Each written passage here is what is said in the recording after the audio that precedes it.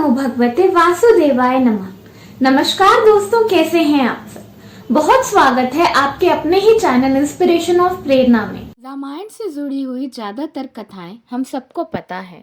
भगवान राम और माता सीता से बड़ा धैर्य से भरा हुआ इंसान शायद ही कोई हुआ होगा। पर फिर ऐसा क्या हुआ कि माता सीता ने इन 5 लोगों को इतना बड़ा श्राप दिया कि उस युग से लेके अब तक कलयुग तक ये 5 उनका श्राप झेल रहे हैं। आज मैं आपको रामायण से जुड़ी हुई एक बहुत ही रोचक कथा सुनाने जा रही हूँ, जिसमें माता सीता ने इन 5 लोगों को क्रोधित होकर श्राप दे दिया और वो श्राप आज तक ये 5 झेल रहे हैं। इसके साथ ही मैं आपको बताऊंगी कि राजा दशरथ, जो कि भगवान राम के पिता थे, उनका श्राद्ध माता सीता ने क्यों किया, जबकि उनके स्वयं 4 पुत्र थे। अपने पूर्वजों की आत्मा की शांति के लिए पिंडदान की विधि को निभाना बहुत ही आवश्यक होता है। मृत्यु के बाद आत्मा की शांति के लिए श्राद्ध में ब्राह्मणों को भोजन कराते हैं, क्योंकि ऐसी मान्यता है हमारे पूर्वज श्राद्ध में ब्राह्मणों के रूप में भोजन करने आते हैं और इससे उनकी आत्मा को तृप्ति और शांति मिलती है। जैसा कि हम सब जानते हैं, जब प्रभु श्री राम अपने भाई लक्ष्मण और पत्नी सीता के साथ वनवास चले गए तो अयोध्या में सभी लोग बहुत दुखी थे। राजा दशरथ इतने दुखी थे कि वो इस वियोग को ना झेल न पाए और उनकी मृत्यु हो गई। तब राम और लक्ष्मण जंगल में भटक रहे थे, तब उनको अपने पिता की मृत्यु की खबर के बारे में पता चला। तब उन्होंने फैसला किया कि वो उनका पिंडदान ज़रूर करेंगे, ताकि उनकी मृत आत्मा को शांति मिले और उनकी आत्मा को किसी तरह की ताड़ना झेलनी ना पड़े। दोनों ने संकल्प लिया कि हम अपने पिता का पिंडदान करेंगे। इस पिंडदान करने के लिए किसी न किसी नदी की, पवित्र नदी की आवश्यकता होती है। इसलिए भगवान राम, लक्ष्मण और सीता मैया ने यह निश्चय किया कि वह फल्गु नदी के तट पर पिंडदान करेंगे। जब वह फल्गु नदी के तट पर पहुँचे तो उन्होंने पंडित जी से पिंडदान की सामग्री के बारे में पूछा। तब पंडित जी ने सामग्री के बारे में बताया और लक्ष्मण जी पास के गांव और जंगलों में सामग्री इकट्ठा करने चले गए।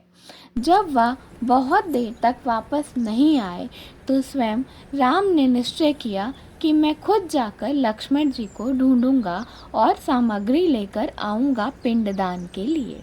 फिर वह भी चले गए और बहुत देर तक वापस नहीं आए। इधर माता सीता, जो कि फल्गु नदी के तट पर पंडित जी के साथ बैठी थीं, उन्हें बार बार पंडित जी मुहूर्त के निकल जाने का, समय के निकल जाने बता रहे थे और कह रहे थे कि शीघ्र ही पूजा कर लेनी चाहिए। तब माता सीता ने निश्चय किया कि मैं स्वयं ही जो भी सामग्री उपस्थित है उन्हीं से पिंडदान भगवान दशरथ का करूंगी, और उन्होंने दशरथ का पिंडदान कर दिया पंडित जी की उपस्थिति में।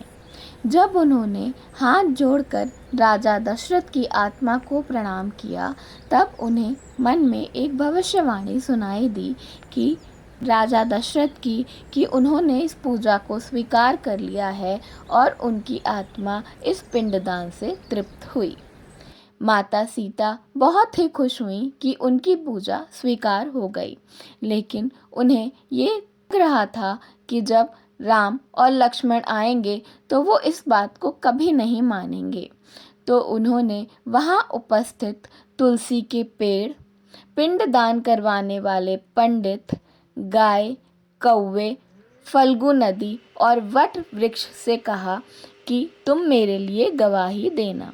जब सीता मैया ने राम और लक्ष्मण को पूरी बात बताई तो श्री राम ने अपनी बात की पुष्टि के लिए सबसे पूछा, तो सब ने ही झूठ बोल दिया कि ऐसा कुछ नहीं हुआ था। इस बात पर दोनों भाई सीता मैया से नाराज हो गए और राम और लक्ष्मण जी को लगा कि सीता मैया झूठ बोल रही हैं। माता सीता ने पंडित, गाय, कौवा, तुलसी, फल्गु नदी और वट वृक्ष को गवाही देने के लिए कहा। पंडित, गाय, कौवा, तुलसी और फल्गु नदी सब ने ही इनकार कर दिया। केवल वट वृक्ष ही था जिसने सच्चाई से माता सीता के लिए गवाही दी। माता सीता ने वट वृक्ष को वहीं आशीर्वाद दिया कि तुम्हारी पूजा सदियों तक सुहागन स्त्रियां अपने पति की लंबी उम्र के लिए करती रहेंगी।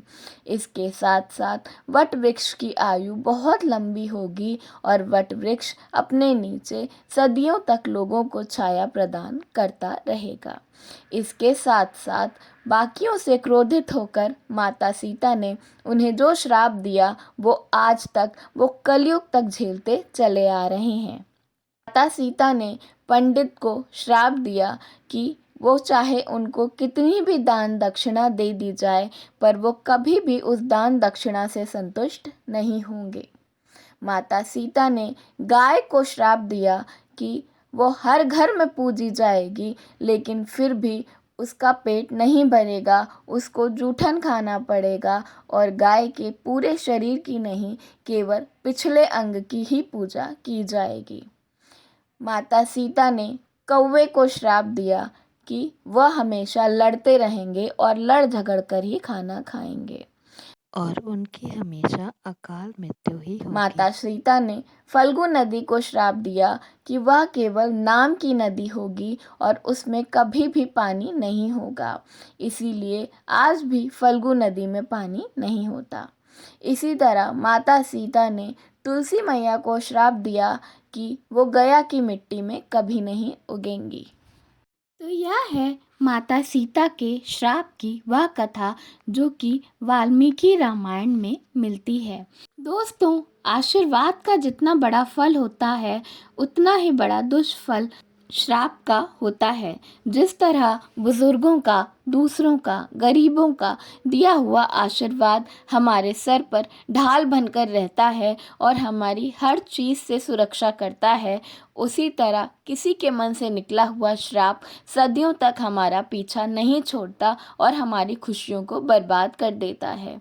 इसीलिए कभी किसी को इतना दुखी नहीं कर देना चाहिए कि उसके मन से श्राप निकले और हमारी खुशियों को नष्ट कर दे। हमेशा ऐसी ही कोशिश करनी चाहिए कि हमेशा हमें सामने वाले से आशीर्वाद मिले और हमारे जीवन में समृद्धि और सुख की कमी कभी ना हो।